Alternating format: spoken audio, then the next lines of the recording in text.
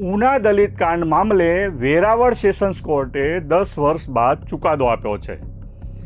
આ કેસમાં કુલ 41 આરોપીઓ પૈકી 5 આરોપીઓને 5 વર્ષની સજા ફટકારી છે, જ્યારે 35 આરોપીઓને નિર્દોષ જાહેર કરવામાં આવ્યા છે।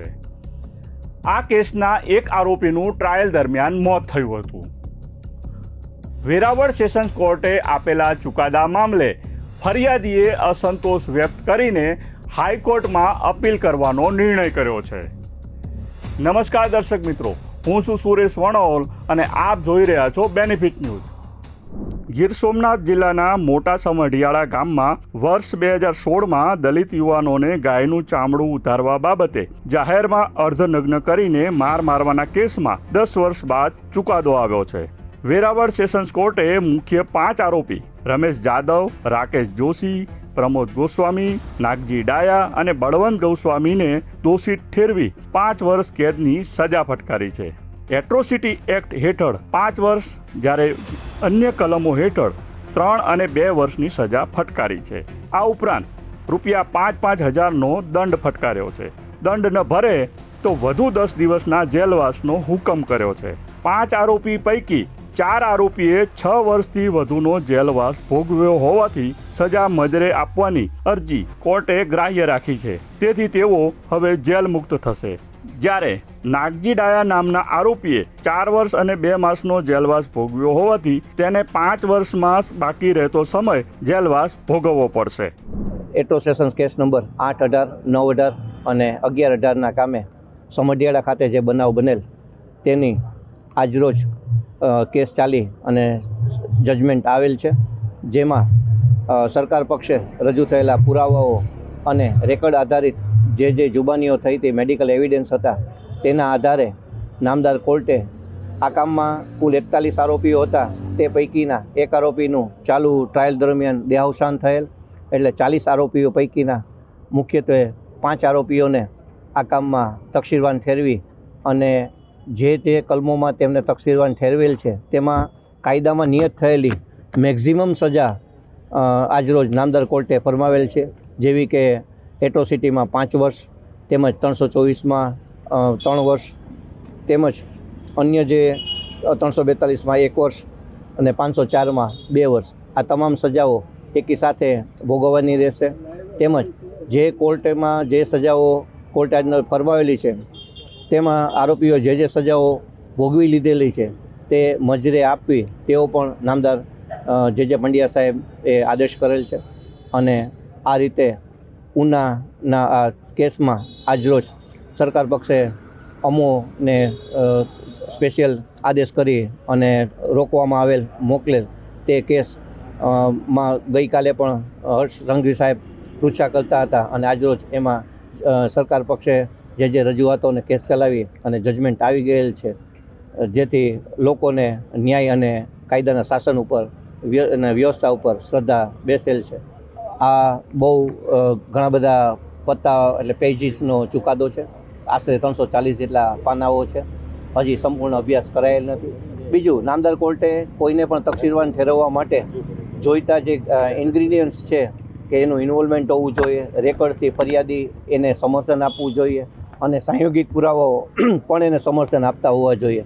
આ તમામ નામદાર કોર્ટે જુબાની દેતી વખતે કેસમાં તકસીરવાન ઠેરવતી વખતે જોવાનું રહે છે। જે નામદાર કોર્ટેનું જે પણ ફાઇન્ડિંગ હશે તેનો અભ્યાસ કરી અને આગળની કાર્યવાહી સરકારની સૂચના મુજબ અમે કરશું। જે કલમો સરકાર પક્ષે અને ફરિયાદ પક્ષે સાબિત થઈ શકી છે તેમાં નામદાર કોર્ટે સજા ફરમાવેલ છે। અને બાકી તો મેં આપને પહેલાં પણ કીધું, ફરીથી જ કહું છું કે ચુકાદાનો સંપૂર્ણ અભ્યાસ કર્યા બાદ અને સરકાર પક્ષેથી મળેલી સૂચનાઓનો અમે અત્રેથી અમલ કરશું। ઉના તાલુકાના સમઢિયાળા ગામે 11/7/2016ના રોજ જે બનાવ બન્યો એના અનુસંધાને પોલીસ દ્વારા કુલ મળી અને 41 આરોપીઓની અટક કરવામાં આવેલ અને 2 બાળ ગુનેગારોની અટક કરવામાં આવેલ।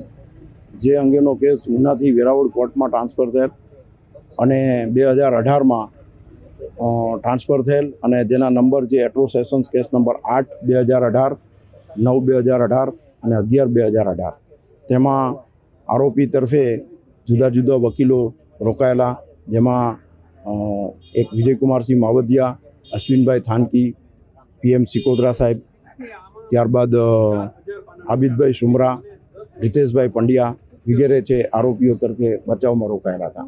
આજરોજ નામદાર એડિશનલ ડિસ્ટ્રિક્ટ એન્ડ સેશન જજ શ્રી જે પંડ્યા સાહેબની કોર્ટ દ્વારા આ કામમાં 5 આરોપીઓ છે એને તકસીરવાન ઠરાવેલ, જેમાં રમેશ ભગવાન જાદવ, રાકેશ રસિકભાઈ, પ્રમોદગીરી, બળવંતગીરી અને નાગજીભાઈ ડાયાભાઈ વાણિયા, જેમને IPC કલમ 323, 324માં 3 વર્ષ, 342માં 1 વર્ષ, 504માં 2 વર્ષ તથા એટ્રોસિટી એક્ટ મુજબના ગુનાના કામમાં 5 વર્ષની સજા ભોગવવામાં આવેલી અને 15,000 રૂપિયાનો દંડ અને દંડ ન ભરે તો 10 દિવસની સાદી કેદની સજાનો હુકમ કરવામાં આવે છે. આ કામમાં 5 આરોપીઓ જે છે એ 12/7/2016ના રોજથી કસ્ટડીમાં હતા અને મોર દેન 6 વર્ષની ઉપરનો સમય જે છે એ જ્યુડિશિયલ કસ્ટડીમાં ટ્રાયલ દરમિયાન રહેલા.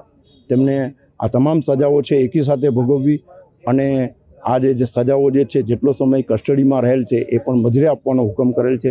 બાકીના તમામ આરોપીઓ જે 35 આરોપીઓ છે એ તમામ આરોપીઓને નિર્દોષ ઠરાવી છોડી મૂકવાનો હુકમ કરેલ છે અને CRPC કલમ 437 ક મુજબ 15,000ના જામીન ભરપાઈ કરવાનો હુકમ કરવામાં આવેલ છે. વેરાવળ સેશન કોર્ટે જે ચુકાદો આપ્યો છે, 5 આરોપીને દોષિત જાહેર કર્યા છે અને 37ને નિર્દોષ જાહેર કર્યા છે.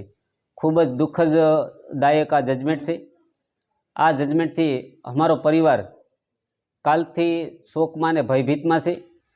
જે લુખ્ખા, આવારા અને આતંક મચાવનાર તત્વોને કોર્ટે નિર્દોષ જાહેર કર્યા છે. જો આવારા તત્વોને કોર્ટ નિર્દોષ જાહેર કરતી હોય, અત્યાચાર ગુજારનારને કોર્ટ નિર્દોષ કરતી હોય તો એમને કોર્ટમાંથી પૂરેપૂરું પ્રોત્સાહન મળ્યું છે. ફરીવાર હુમલાઓ અને આવા કૃત્ય કરવામાં એમને જરા પણ કાયદાનો ડર નહીં રહે અને આવનાર સમયમાં આ દેશ અને આ ગુજરાતની અંદર આતંક મચવામાં કંઈ વાર જ નથી. આવનાર સમયમાં આ જે જજમેન્ટ છે, 5 આરોપી જે છે એમને દોષિત જાહેર કર્યા છે, એમનું જજમેન્ટ છે અને એમને સજા સુનાવશે. એ સજા કેટલી અને કયા પ્રકારની કેટલી કલમ સાબિત થાય છે એ મુજબ અમે જજમેન્ટ કઢાવી અને અમારી તૈયારી હાઈકોર્ટ અને સુપ્રીમ કોર્ટ સુધી લડવાની તૈયારી છે. આ કેસની અંદર રાજકીય લોકો પણ અમારા ઘરે આવી ગયેલા, આશ્વાસનો આપેલા અને સરકારી વકીલોની નિમણૂક કરેલી દીપેન્દ્ર યાદવ. એ બાદ એની કેસ અમારો છોડી દીધો. એ બાદ અમારા કેસમાં ખૂબ અમે મુશ્કેલીમાં મુકાણા.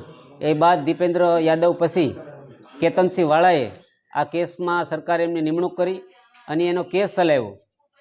એ બાદ અમે એને મળેલા કે તમે અમારા કેસમાં નિમણૂક થયા છે, અમને ન્યાય અપાવો, અમારા ઉપર અત્યાચાર જે ગુજારો છે એમને સજા અપાવો, એવી રજૂઆત કરેલી.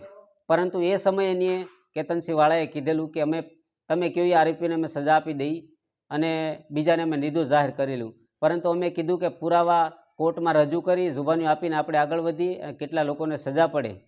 એટલે એ મુજબ એની કોર્ટની અંદર પણ કાંઈ કાર્યવાહી કરીને આજે પરિણામ ખૂબ નબળું આવ્યું છે. એટલે સરકારી વકીલોથી કાંઈક અમે નિરાશ થઈ અને ક્યાંક ને ક્યાંક કોર્ટના ચુકાદાથી પણ આજે અમે નિરાશ થઈ.